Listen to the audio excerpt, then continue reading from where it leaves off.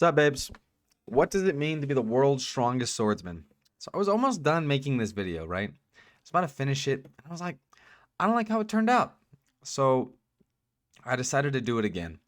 And the reason for that is because I want it to be structured a certain way where you could say this is a theory. I'll probably put it as a theory in the title, but is it much of a theory? No. I think I'm just going to tell you why Zoro needs to fight Mihawk specifically in order to become the world's strongest, greatest swordsman. And what does that mean? So their first meeting, their relationship is the first part. So their relationship when they first met, Zoro was a cocky bastard. And if you look at it, Zoro actually believed that he was going to win that fight. And he was like, I didn't think I would meet you this soon. And what does Mihawk say? Mihawk tells him, and he's like, sorry you had to meet me this early. Like, that really sucks because I'm going to kill you right now because I just want to see you're about. He did know the name, the bounty hunter. But that was the start of their relationship. Now, when you get to fighting somebody, you get to know them pretty quickly. So I think Mihawk, after decades of being the world's strongest, after seeing Zoro and just kind of what Zoro's about, he was very impressed.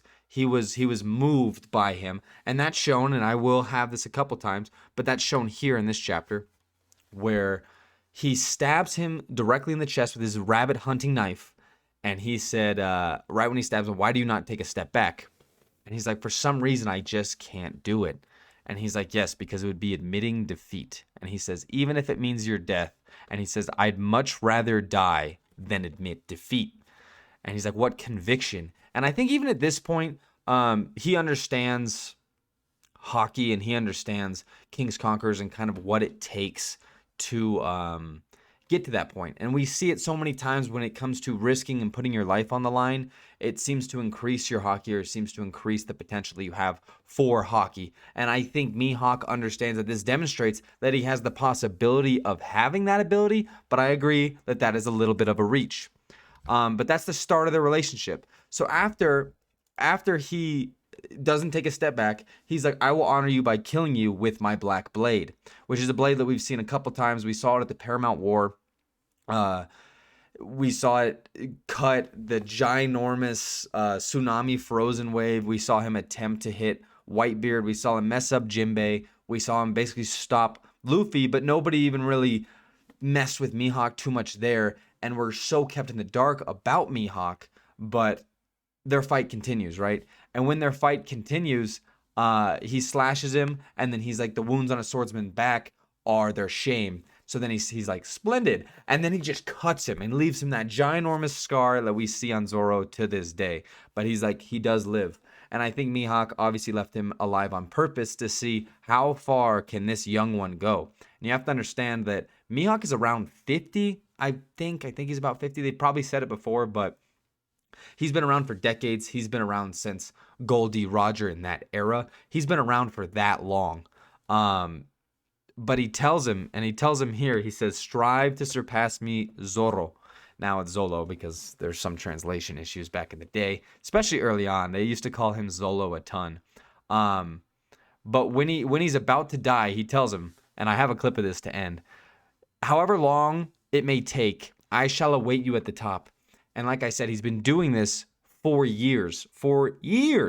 Like, he's like, I will wait as long as it takes, as long as you meet me at the top. Strive with your whole heart and mind to best this blade, fierce one. Strive to surpass me, Zoro.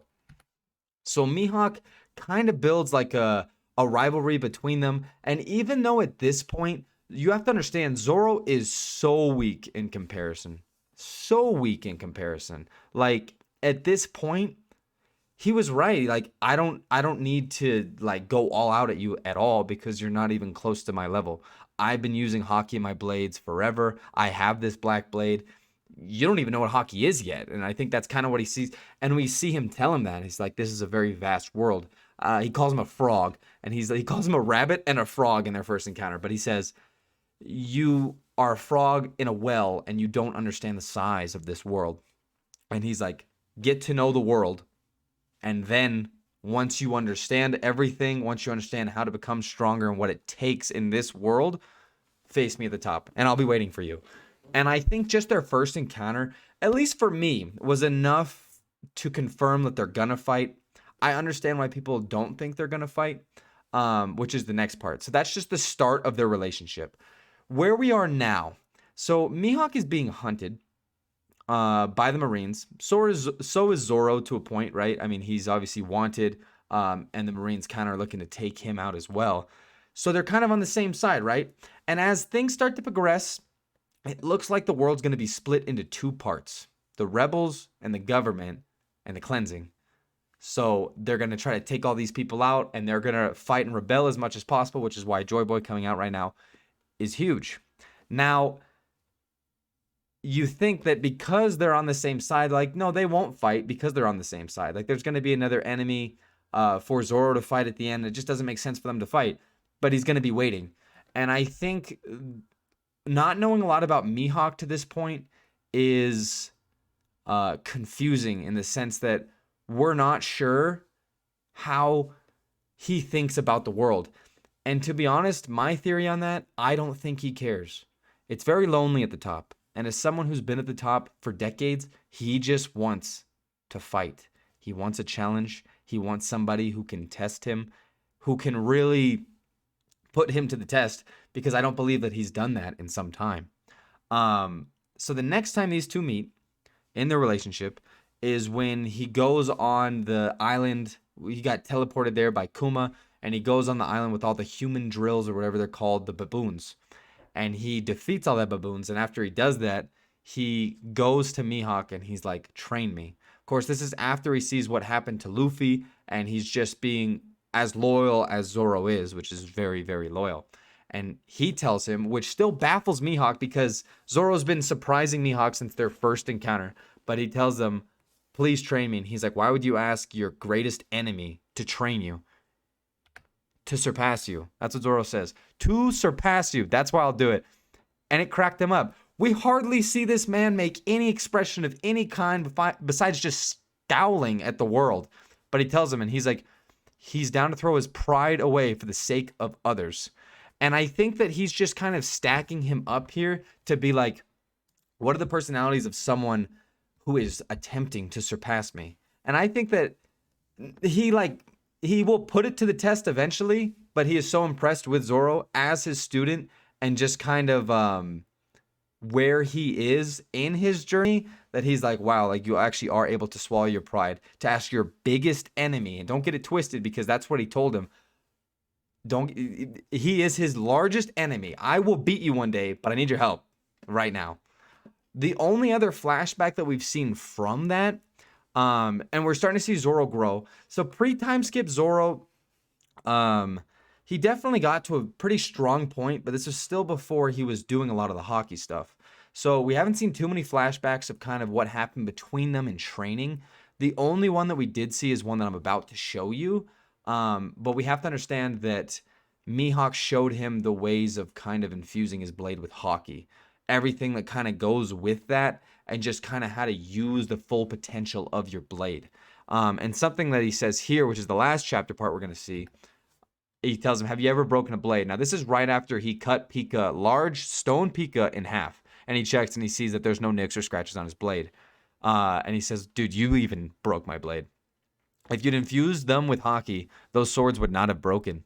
You must treat every nick as a mark of shame. Every weapon can be turned into a black blade like mine. Every single weapon. And then he tells him no liquor before then. But I'm surprised we haven't seen more flashbacks, because I feel like their relationship and back and forth would just be great to see. And I think we'll definitely be seeing more of that kind of when Mihawk maybe starts to come into the fold a little bit, because they might agree to be cool buddy while they're doing the war. But you have to know that at the very end, those two are going to fight for the title of the world's strongest. And I think this is going to be within the chaos. I might make another video on kind of the scene behind them fighting, but these two have to fight. Shiryu of the Rain, people believe that he might come in, take out Mihawk, and then that's his big fight, because Blackbeard's Luffy's big fight, which we're not even sure of there. I could talk about who Luffy's last fight is going to be, how that's all going to go down, but that's an entire different can of worms. But I can promise you that Zoro will be fighting Mihawk at the end for a lot of the reasons that I've shown you here. But just the back and forth, he's like, you need to surpass me specifically. Now, I think it was in the Ace novel, but another very important relationship here, engaging Mihawk's strength, because you have to understand that the longer this story goes on, the stronger the protagonists become. Certain people are just leveling up. Two great examples are Shanks and Mihawk. Now, these two had a relationship. Now, how did Shanks' name get out there? Do you know? In the Ace novel, it tells us Shanks' name became a name, like a household name, like a popular name. That Yonko guy became popular because of his duels, his legendary duels with Mihawk, with Dracula Mihawk. That's why he became famous. And then obviously he climbed up. But Mihawk, after he came back from the East Blue, and he was like, I don't have an arm. He's like, yeah, I don't really think you're worth my time anymore. Which is a shame because I don't think anyone's even gotten close to challenging Mihawk in a while. Now that's kind of more speculation, but Oda has left us very much in the dark about Mihawk. Kind of what makes him tick, what is he doing, and how is he doing it? Because he's just been alone this whole time. The only people that we've even seen him spend extended periods of time with is Perona and Zoro. That's literally it.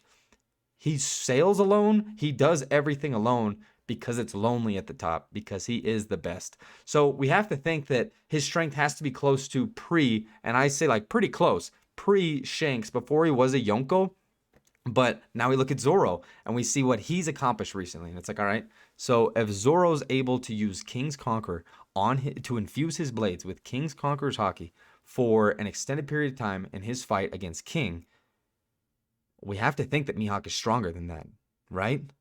We have to believe that. And even at that point, I mean, we can talk about Shanks, but we have to think Shanks is even like higher than that level. But being the world's greatest swordsman, where does that put Mihawk on the power scaling? It's so hard to power scale him just because of the lack of information that we've been given. But Oda's a genius. Oda's doing this on purpose for us to kind of be like, well, where is he?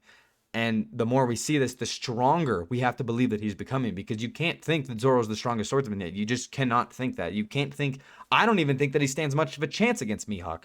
But that's kind of where we are now. That's kind of where we are. They do have to fight. They must fight. And I'm going to show you one last clip to prove my point. And it's like my favorite clip. I love this clip. It's in the anime. It's in the manga, it's translated similarly. Like, I think I showed you a part of it, but the way he says it here is just so damning. And they both understand that in order to surpass Mihawk, to become the greatest, you have to beat the greatest. So for someone else to just come in there and scoop it doesn't make any sense, would not align with what Oda's been doing this whole time. And yeah, look at this clip. So this is right after he sliced him up. He just got saved by Johnny and Yaka, I forget his name, something with a Y. But this is the clip.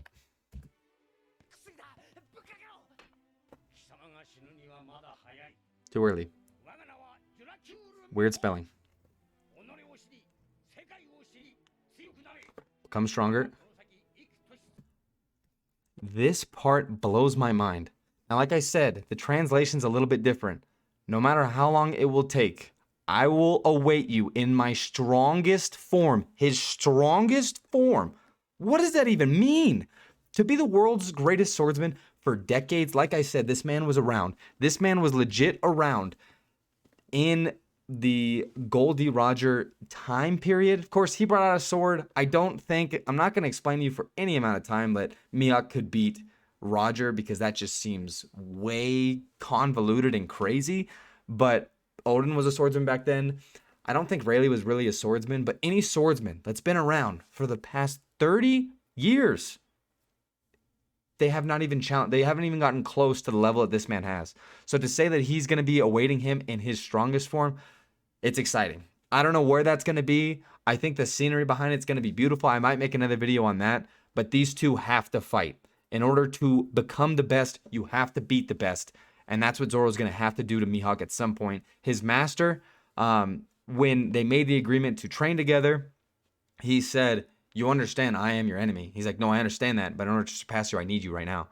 So they both understand the situation. They both know that they have to fight, and they're gonna.